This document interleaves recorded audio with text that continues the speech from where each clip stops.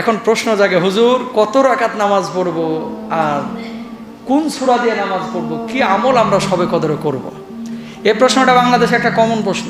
হুজুর শবে কদরে কত রাকাত নামাজ পড়বো? দেখেন, আল্লাহ রাসূল সাল্লাল্লাহু আলাইহি ওয়াসাল্লাম বলছেন, মান সামা রমাদানা ঈমানান ওয়া ইহতিসাবান গুফিরা লাহু মা তাকাদ্দামা মিন যামবি ওয়া মান কামা লাইলাতাল কদরি ঈমানান ওয়া ইহতিসাবান গুফিরা লাহু মা তাকাদ্দামা মিন যামবি। জোরে সোরে একবার বলেন সুবহানাল্লাহ।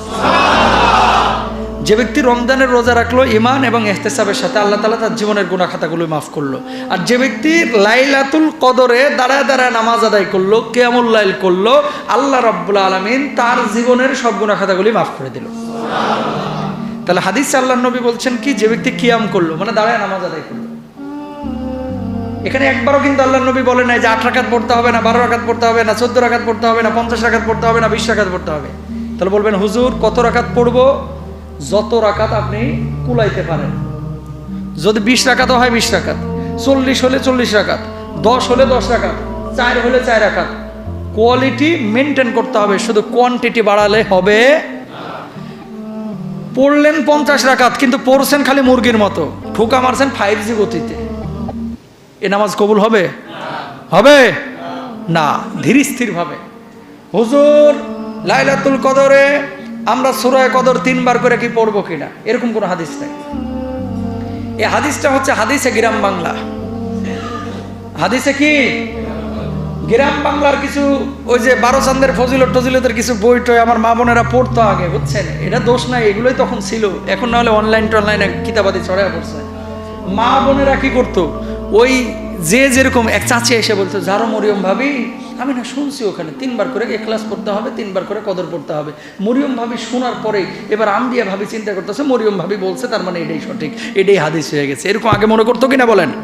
কিন্তু এখন তো জানাটা সহজ, এরকম কোনো ম্যান্ডেটরি কোনো বিষয় নাই। একবার পড়লে পড়তে পারেন, কিন্তু প্রতি রাকাতে সূরা কদর পড়তে হবে এরকম কোনো দলিল। তাহলে হুজুর কোন সূরা পড়বো? ফাকরাউ মা তায়াসসারা মিনাল কোরআন। যেখানে আপনার সহজ, যেই সূরা আপনার ভালো লাগে সেই সহজ সূরা আপনি পড়বেন ইনশাআল্লাহ। বলেন আর কি করবেন? শবে কদরের রাতে আম্মা জানা আয়েশা সিদ্দিকা রাদিয়াল্লাহু তাআলা আনহা আল্লাহর নবীকে বললেন, ইয়া রাসূলুল্লাহ, এই রাত্রে আল্লাহর কাছে কিভাবে ফরিয়াদ করব, ক্ষমা চাইব? আল্লাহর নবী শিখিয়ে দিলেন, আল্লাহুম্মা ইন্নাকা আফুউন তুহিব্বুল আফওয়া ফাফু আন্না। এইভাবে দোয়া করো, আল্লাহ আপনি ক্ষমাশীল, আল্লাহ আপনি ক্ষমা করতে ভালোবাসেন, আল্লাহ আপনি আমার জীবনের গুনাহ খাতাগুলি মাফ করে দেন। আল্লাহর কাছে যখন এইভাবে ক্ষমা চাইবেন, আল্লাহ রাব্বুল আলামিন আপনার দোয়া কবুল করবেন, তওবা ইস্তেগফার করবেন, আল্লাহ তাআলা আপনার জীবনের গুনাহ খাতাগুলি মাফ করে দিবেন। বলেন আমার সাথে সাথে একবার, আল্লাহুম্মা ইন্নাকা আফুউন তুহিব্বুল আফওয়া ফাফু আন্নি অথবা আন্না। বলবেন আন্নি আর আন্না আবার কি? আন্নি মানে হচ্ছে আমারে ক্ষমা করো, আর আন্না মানে হচ্ছে আমাদের সবাইকে ক্ষমা করো। তো সবার জন্য দোয়া করে দেন, আন্না বলবেন ইনশাআল্লাহ। বলেন এই শবে কদরের রাত্রে কোরআন নাজিল হয়েছে, তাহলে কোরআন পড়া দরকার আছে না নাই? নামাজ পড়বেন, দোয়া করবেন, ক্ষমা চাইবেন, আবার কোরআনটা পড়বেন। পারলে বুঝে পড়ার চেষ্টা করবেন। আর যদি বুঝতে না পারেন, বাংলাও না পারেন, অন্তত তেলাওয়াত করেন। তেলাওয়াত যদি করতে নাও পারেন, অন্তত শুনেন। যদি শুনতেও না পারেন, তাহলে অন্তত বাজায় রাখেন, শোনা কোরআনটারে হাতে রাখেন। শুনতেও যদি না পারেন, কোরআনটারে বুকে নিয়ে একটু আল্লাহর কাছে বলেন, আল্লাহ আহা এই কোরআনটা আমি পড়তে পারি না, আল্লাহ তুমি আমার পড়ার তৌফিক দিও, আল্লাহ তুমি আমার যোগ্যতা দিও। এইভাবে আল্লাহর কাছে ফরিয়াদ করেন। তাও পারতেছেন না, অন্তত কোরআনটারে খুলে পাতাগুলো উল্টান আর আক্ষেপ করেন, তাও আল্লাহ তাআলা জিকিরের সওয়াব দেবে ইনশাআল্লাহ। বলেন 3টা জিকির বেশি করবেন। কয়টা? সুবহানাল্লাহ, আলহামদুলিল্লাহ, লা ইলাহা, তারপরে বলবেন আল্লাহু লা ইলাহা ইল্লাল্লাহ, লা ইলাহা ইল্লাল্লাহ। এগুলো বেশি বেশি করবেন। সব আমল এগুলো করার পরে রাত্রিকালায় কবরস্থানে যাইতে হবে, এটা জরুরি না শবে কদরে।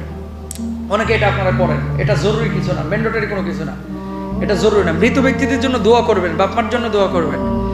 আর সকালবেলা এই যে আপনার 3টা পর্যন্ত জায়গাটাই যখন শরীরে তন্দ্রালু ভাব চলে আসছে, সাহারি খায়া তখন আস্তে করে ঘুমিয়ে যাবেন, ফজর না পড়ে। করা যাবে এরকম? দরকার হয় রাত্রিবেলা 1-2 ঘন্টা ঘুমান, তারপরও ফজর মিস করা যাবে না। ফজর মিস করলেন তো কত কি হারায় ফেললেন। আহা, এ কাজ করবেন ইনশাল্লাহ। আল্লাহ তাআলা আমাদের সবাইকে বোঝার তৌফিক দান করুন। এই আলোচনাটা শুনেন আজকে সবাই যা বউকে বলবেন, কারণ এই আমার মা বোনেরা এই জিনিসটা বুঝে না অনেকে। এই সবে কদরে মনে করেন কত ঢঙের যে নামাজ আছে বাড়িতে গেলে বোঝা যায়। গ্রাম অঞ্চলে কিছু চাচি আছে জামাতে নামাজ পড়ে, মানে এক মহিলা পড়ে কি যেন ভিড় করে পড়ে, আর পেছনে সবাই এই আর ইক্তেদা করে। মেয়েদের ইমামতিতে কোনো জামাতে এরকম মানে জায়েজ নাই। কিন্তু হ্যাঁ, একজন পড়তে পারে না, একজন পড়তেছে তার অনুসরণ করতেছে, জামাত না, পারে না দেখে দেখে দেখে পড়তেছে, এটা জায়েজ আছে। সলাতুত তাসবিহ এটা নিয়ে মাথা নষ্ট। সেই রাত্রি কেন পড়তে হবে সলাতুত তাসবিহ? আপনি যদি পড়েন পড়তে পারেন, কিন্তু ওই রাত্রি সলাতুত তাসবিহ পড়তে হবে এরকম কোনো হাদিস নাই।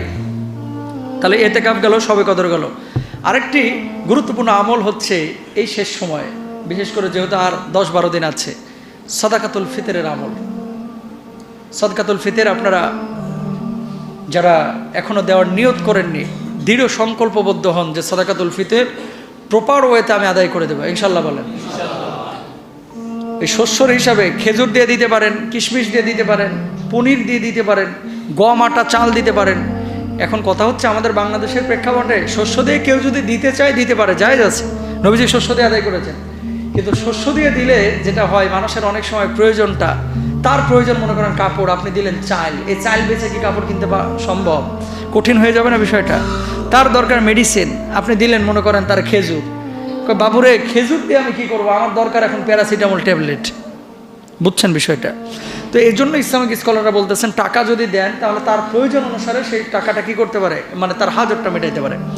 ইসলামিক ফাউন্ডেশন থেকে সর্বনিম্ন 115 টাকা নির্ধারণ করা হয়েছে, আর সর্বোচ্চ পনিরের দর হিসাবে 2970 টাকা নির্ধারণ করা হয়েছে।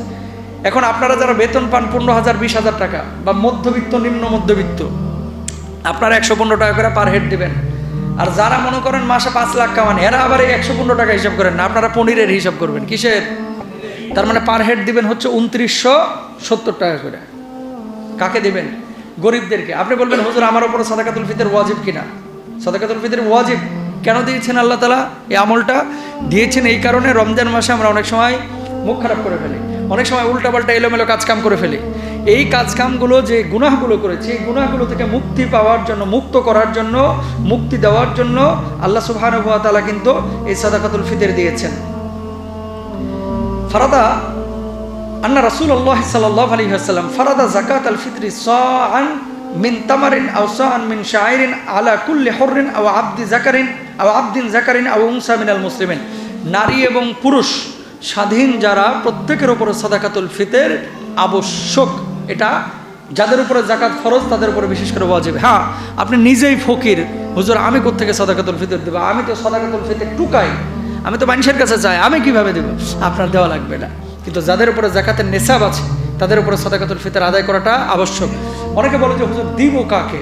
দেখেন, যে কোনো দান, যাকাত অথবা সাদাকা দেওয়ার ক্ষেত্রে প্রথমেই খেয়াল করবেন নিজের কোনো নিকট আত্মীয় আছে কিনা। কি আছে কিনা? নিকট আত্মীয় কেউ এটা খাওয়ার উপযুক্ত কিনা, এদেরকে আগে দেবেন। লাভ দুইটা। কয়টা? 1 নম্বর হচ্ছে আর্থিক উন্নয়নও তার হইল, 2 নম্বর হচ্ছে আত্মীয়তার বন্ধনটাও কি হইল? রক্ষা হইল। সমস্যা হচ্ছে আমাদের সমাজে, আমার অনেক মা বোনেরা আছে, ভাইরা আছে, যে হুজুর আমার স্ত্রীর ওপর সাদাকাতুল ফিতর আবশ্যক, যাকাত স্ত্রীর ওপর আবশ্যক, বউরা কিন্তু সাদাকাতুল ফিতর দিতে চায় না, স্বামীর গানের উপরে ফেলায় দেয় যে তুমি দাও গা। যদি বউয়ের উপরে, বউয়ের নিজস্ব টাকা থাকে, বউয়ের উপরে সাদাকাতুল ফিতর ওয়াজিব, যদি বউয়ের যাকাতের নেশাব পরিমাণ সম্পদ থাকে। আর স্বামী যদি বউয়েরটাকে ইহসান করে নিজে আদায় করে দেয়, আপনার ছেলে আছে ইনকাম করে না, কিন্তু ছেলের উপরে সাদাকাতুল ফিতর, যেহেতু আপনি অভিভাবক, তার পক্ষ থেকে আপনি আদায় করে দেবেন। বউয়ের অভিভাবক যেহেতু আপনি, বউয়ের পক্ষ থেকে আদায় করে দিতে পারেন, কিন্তু বউয়ের উপরে যদি নেশাব থাকে বউয়েরটা বউ আদায় করবে, ছেলের উপরে যদি নেশাব থাকে ছেলেরটা ছেলে আদায় করবে। আর ঈদের নামাজের আগেই সাদাকাতুল ফিতরটা আদায় করে দেবেন। ধনী গরিব যাতে করে সবাই একসাথে ঈদগাহে যে আনন্দ করতে পারে। কিসের আনন্দ? আনন্দটা হচ্ছে ক্ষমার আনন্দ। লিস-সাইমি ফারহাতান, ফারহাতুন ইনদা রাব্বিহি ওয়া ফারহাতুন ইনদা লিকাই রাব্বিহি ওয়া ফারহাতুন ইনদা ফিতরি। দুইটা খুশির সময় রোজাদারের জন্য আল্লাহ দিয়েছেন। একটা হচ্ছে ইফতারের সময়, ঈদ উল ফিতরের সময়, আরেকটা হচ্ছে আল্লাহ রাব্বুল আলামিনের সাথে সাক্ষাতের সময়। সুবহানাল্লাহ বলেন। যাকাতুল ফিতর বা সাদাকাতুল ফিতর এটা আদায় করা কিন্তু প্রত্যেকটা মুসলমানের জন্য আবশ্যক, যাদের সামর্থ্য আছে। সুতরাং সাদাকাতুল ফিতর শস্য দিয়েও দিতে পারেন, টাকা দিয়েও দিতে পারেন। আপনারা গরিব মিসকিন যারা আছেন, যারা আছে আপনাদের আশপাশে, এদেরকে সাদাকাতুল ফিতরের টাকাটা দিয়ে দিবেন বা শস্য দিয়ে দিবেন। ওই শাড়ি লুঙ্গি আবার সাদাকাতুল ফিতরের টাকা দিয়ে কিনেন না, এটা হক আদায় করে আদায় হবে না। আল্লাহ বুঝার তৌফিক দান করুন, বলুন আমিন।